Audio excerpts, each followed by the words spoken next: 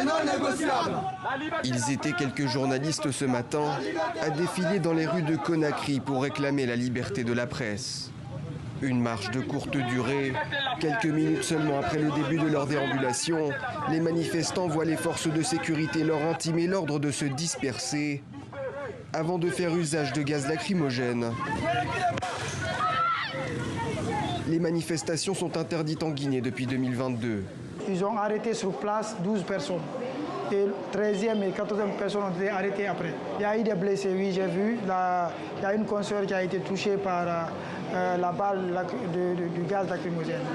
S'ils ont depuis été libérés, ils devraient comparaître dès la semaine prochaine pour participation délictueuse à un attroupement illégal.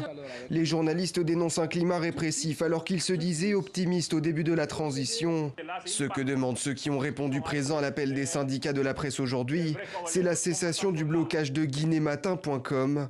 Le site d'information est inaccessible depuis 2 mois sur le territoire guinéen. C'est une manœuvre visant à bâillonner ici la liberté d'expression et la liberté de la presse dans notre pays, ce qui est déplorable. Et on ne sait pas pourquoi nous sommes restreints, nous particulièrement. Depuis le début de cette affaire-là, il y a beaucoup de personnes qui pointent du doigt le ministre porte-parole du gouvernement qui est aussi le ministre des Postes et Télécommunications. Du côté de Guinée Matin, on n'accuse personne.